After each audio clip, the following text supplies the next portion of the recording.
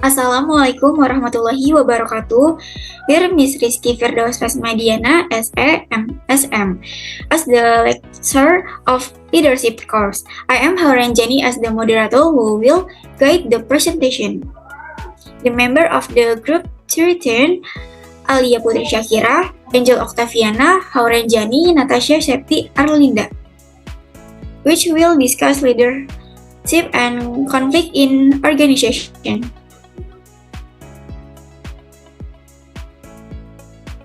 Table of contents, the role of leadership, types and cause of conflict, impact of conflict, the role of leadership in conflict in organization. Okay, the first material is about the role of leadership. Every organization requires cooperation between people, and a key issue faced is the issue of leadership. Leadership has evolved from a pre-scientific approach, which relied on intuition and practical experience, to a more structural scientific leadership. Scientific leadership is viewed as a function rather than a personal quality, and focus on the effectiveness of leaders in various situations. The main function of leadership are to help the group work more efficiently, create a good social climate, establish work procedures, organize the group, make decisions together, and provide opportunities for the group to learn from experience. Next, please. And next, leaders play an important role in directing and influencing subordinates to achieve organizational goals.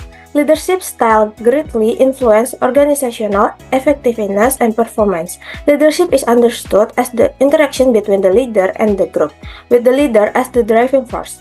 Effective leaders build a strong corporate culture with a focus on productivity, job satisfaction, and teamwork. Good leadership requires skills to drive the achievement of organizational goals. Leaders must be able to motivate and coordinate groups well. The components of leadership include leader, followers, goals, and organization. Successful leadership requires trust, coordination, and high morale within the organization. Okay, now I want to explain about types and causes of conflicts in organizations. There is 4 types of organizational conflict. The first one is about intrapersonal conflict. This is occurs within an individual, with examples role conflict, work overload, misalignment between personal and organizational values. And the second one is about interpersonal conflict. This occurs between individuals, with examples differences of opinion, position rivalry, and communication issues. The third one is about intra-group conflict. This occurs within a group or a division, with examples different work methods, uneven task distribution. And the fourth one is about intergroup conflict. This occurs between groups and divisions too, with examples department rivalry and conflicting interest. The main causes of conflict, first one is about structural factors. This is like unclear organizational structure, overlapping work duties and authority, and also limited resources. And the second one is about communication factors. This is misunderstandings in information delivery. And then communication barriers and lack of transparency. The third one is about personal factors, just like personality differences, different values and cultures, personal ego and ambition, and also work stress and pressures. The fourth one is about managerial factors. It's like inappropriate leadership style, lack of coordination, and also subjective performance evaluation. The last one is about change factors. This occurs within a resistance to organizational change, uncertainty due to change, differences, adaptation methods. And for effective conflict management, organization need to, the first one, build effective communication systems, establish clear rules and procedures, develop positive organizational culture, provide conflict management training, and the last one is implement participative leadership. Next, please. Okay, the next one is impact of unresolved conflicts. The first one, decreased productivity, low employee morale, high turnover rates, poor workplace atmosphere, and also reduce organizational performance. There is some strategies for conflict resolution. The first one, we can do such a collaboration like working together to find mutually beneficial solutions, encouraging open dialogue, and finding common ground. The second one, we can do compromise, finding middle ground, making mutual concessions, and balancing interests. The third one, we can do such accommodation, like putting others' need first, maintaining relationship, and building goodwill. The fourth one, we can do competition. We can do like defending organizational interests and also quick decision making when we need it. The last one, we can do avoidance, like temporarily postponing issues, allowing cooling off periods, and also focusing on more important matters. Next, please. Okay. Next, impact of conflict. Conflict in organization is a difference of opposition between individual or groups that occur for various reasons, such as a difference in interest, value, and perception. Conflict can have both positive and negative impacts. Positive impact motivates individual or group to solve problems that occur. Next, a general new idea.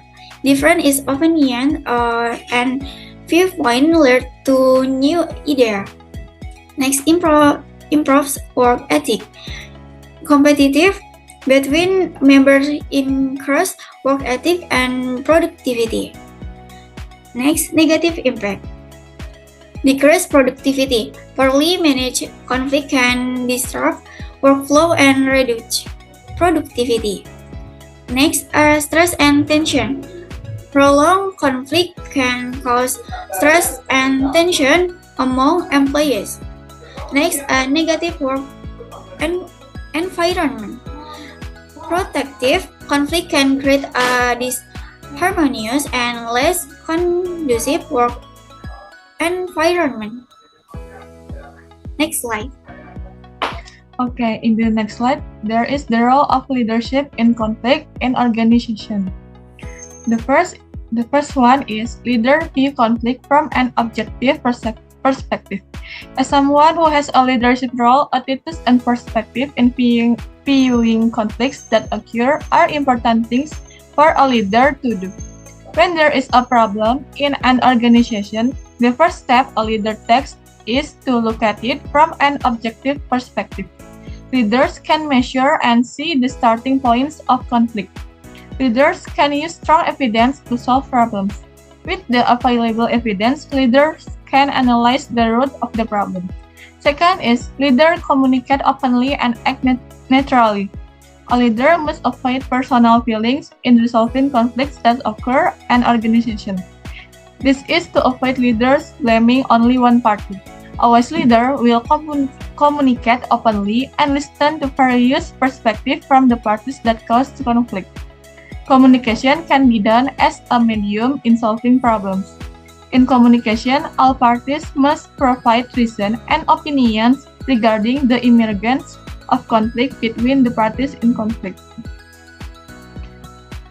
And then the third one is the leader has fair behavior towards members. Leaders should have fair characteristics in managing the members of their organization. Being fair in giving part of the task will avoid conflict. When a conflict occurs in an organization, a leader can be fair by providing a solution that benefits both parties. In resolving problems, a leader must listen to the solution that both parties want. When it only benefits one party, a leader might lose his members. And then the next is policy in resolving conflict. The authority a leader has in an organization can produce policies within the organization. The policies that have been made must be obeyed by everyone in the organization. Leaders can make policies that create a more comfortable work environment to avoid causes of conflict. A positive environment can reduce conflict within oneself, such as decreased productivity and stress. Apart from that, the policies made by a leader are expected to avoid conflict between members, such as negative environment and stressful friendship. The last one is resolve conflict with various considerations. The leader will analyze the causes of the problem in detail to see the entire conflict. Once the cause of the problem is known, the leader determines how to solve the problem in accordance with the conflict that is occurring.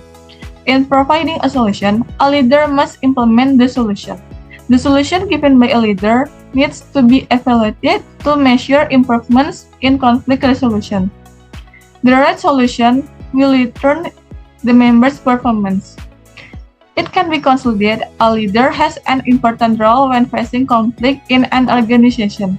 Leaders must see the entire conflict with an objective point of view. Leaders must also assist that conflict can disrupt organizational activities due to decreased member performance when problems begin to occur. A wise leader will carry out his leadership role in conflicts that occur in the organization. Leaders who carry out their roles properly are able to reduce conflict that may arise in the future.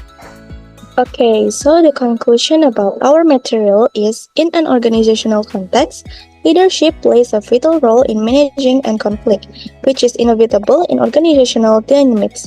Conflict can come in many forms and is caused by a variety of factors such as differences in values. The main conflicts are usually caused by structural factors, communication factors, personal factors, managerial factors, and change factors. The impact of conflict can be constructive or destructive to the organization. Positively, conflict can increase motivation, creativity, and improve work systems. But if not managed properly, conflict can reduce productivity, damage working relationships, and create an unhealthy work environment. The role of leaders becomes very crucial in managing organizational conflict through several aspects such as leaders must see the problem objectively, be an open leader and neutral mediator. Leaders have fair behavior towards members. Leaders make policies in resolving conflicts. Resolve conflicts with various considerations that benefit all parties, create organizational system and culture that can minimize the potential for conflict, and turn conflicts into learning opportunities and organizational development.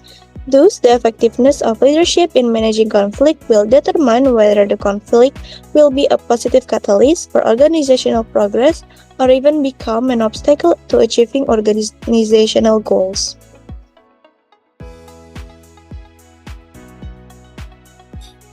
That's the presentation for our group.